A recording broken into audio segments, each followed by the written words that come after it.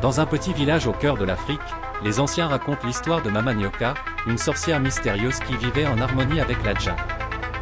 Elle était unique, car dans ses cheveux vivaient des serpents, des créatures sacrées qui faisaient partie de son pouvoir. D'après la légende, Mama Nyoka n'avait pas été vue depuis des années, mais certains croyaient qu'elle veillait toujours sur le village et la forêt, prête à protéger ceux qui en avaient besoin.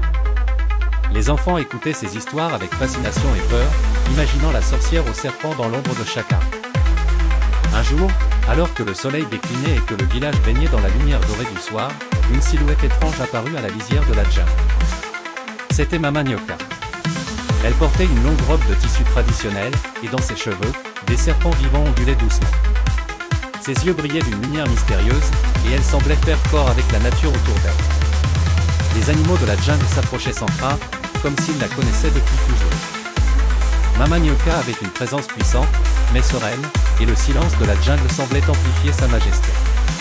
Parmi les spectateurs cachés, un jeune garçon du village aperçut la sorcière pour la première fois. Intrigué et un peu apeuré, il s'approcha lentement d'elle, ses yeux grands ouverts de curiosité. Lui qui avait toujours entendu parler d'elle dans les légendes, il n'avait jamais imaginé qu'elle était réelle. Mama Nyoka le regarda avec une bienveillance infinie, et ses serpents, plutôt que de l'effrayer, ondulaient calmement, presque comme pour rassurer l'enfant. Ce moment lui fit oublier la peur. Il se sentit en sécurité, comme s'il venait de découvrir un lien secret avec la jungle. Mama Nyoka, sentant la confiance du garçon, décida de lui montrer ses dons. Les serpents dans ses cheveux se mirent à bouger en des formes mystérieuses, traçant des motifs sacrés autour d'elle. En quelques instants, les plantes autour d'eux se mirent à grandir et à fleurir, et des animaux s'approchèrent pacifiquement, répondant à l'appel silencieux de la sorcière.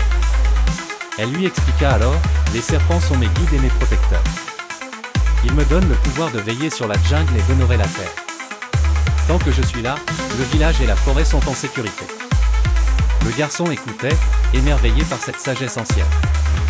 Le garçon retourna au village, portant en lui un nouveau secret, une connaissance sacrée.